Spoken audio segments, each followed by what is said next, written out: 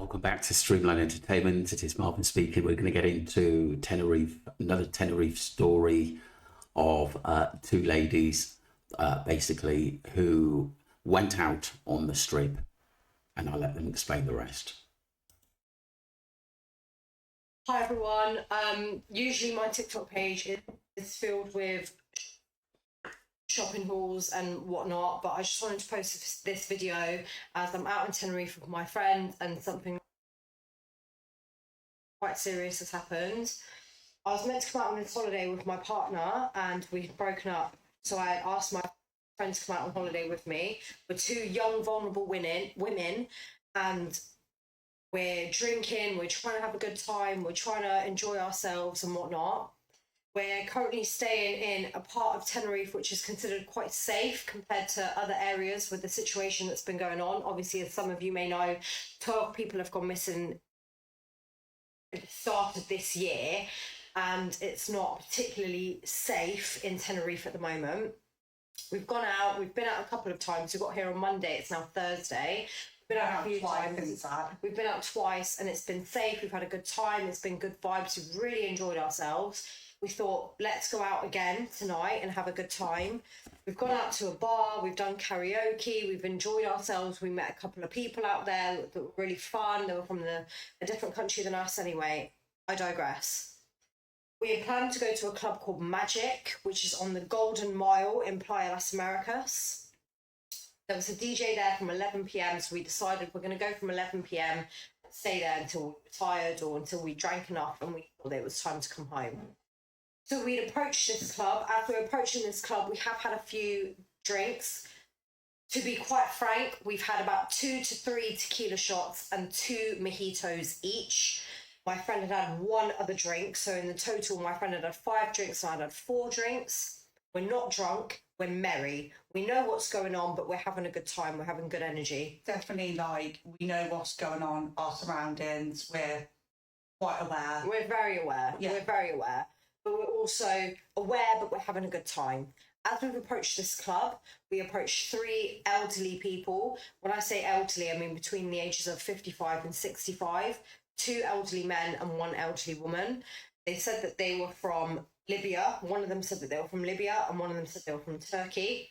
He approached me and asked me where I was from, and I was quite frank. And I said to him, I'm from an area where you're not from.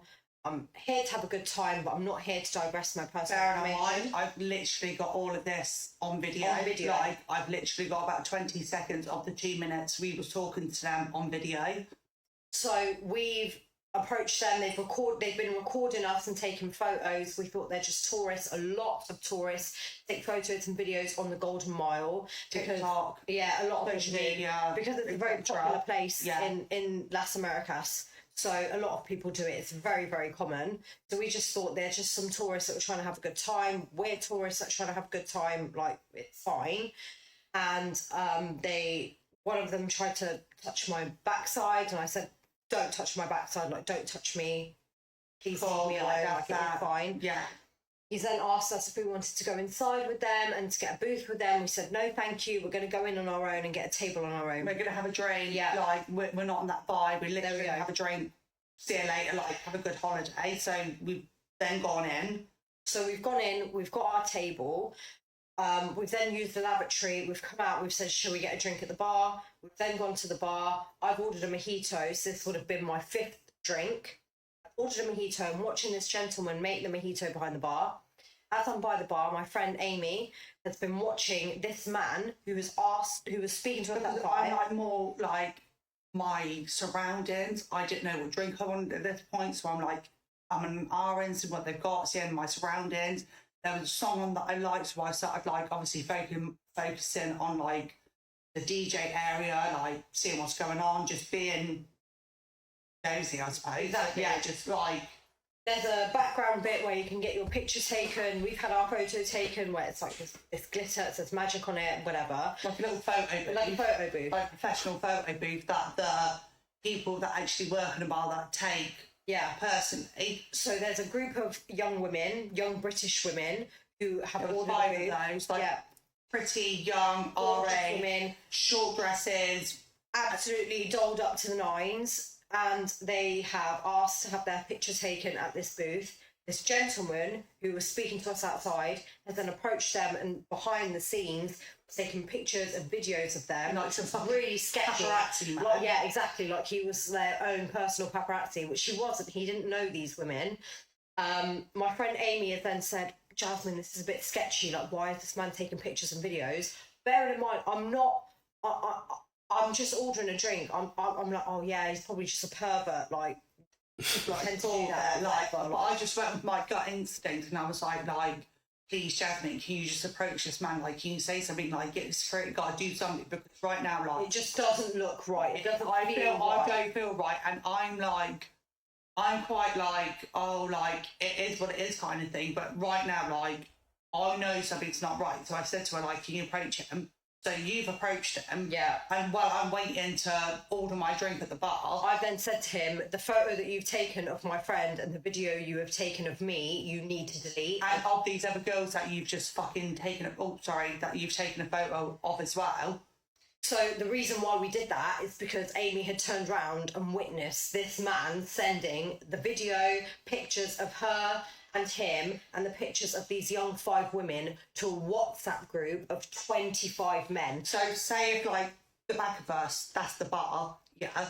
So the bar's behind us, and I'm like facing, as I said, like, I'm just like being nosy, just see what's going on, vibe, and obviously seeing the DJ, like, just getting an atmosphere and stuff. So I face my back towards the bar just to see what's going on. But as I'm like face my back towards the bar, the man's back's towards my face, so his phone's like There. visible to my Yeah. vision, obviously like ahead of me. So I'm like, oh, like, I can see what he's doing. So obviously I've kept an eye on that. That's when I asked obviously Jasmine to approach him, which she did. Then we said obviously like, we can see what he's doing, like, why are you doing that? Da, da, da. All of a sudden, he doesn't understand English. He doesn't know what WhatsApp is. I'm going a bit mental. I'm more level-headed than my friend. My friend's like, listen, you need to speak to him and tell him to delete this shit. By my language. So I have done that, and I've told him, like, you need to delete this, blah, blah, blah. It's then getting very heated very, very quickly. I've then approached the same gentleman that's with him, that was with him outside, and I said, you need to tell your friend, translate and tell him he needs to delete these videos and images and stop sending them on WhatsApp. And he's playing with my hair, he's trying to touch my backside, I'm like swatting his hand away, like, get off me, I'm swearing at him, get off me. By this point, obviously, I've come over because I can hear and I can see the atmosphere. So obviously, I've come over, that's happening. So as she talks to the other gentleman, the one that obviously approached Jasmine and obviously tried to touch her bum and stuff, the man that did take a photo of me that I've got photos of and videos of as well, as I literally Snapchat everything. Like, it was just a memory, like, it weren't like that. So I've approached him and I was like, oh, like, let me look at your gallery.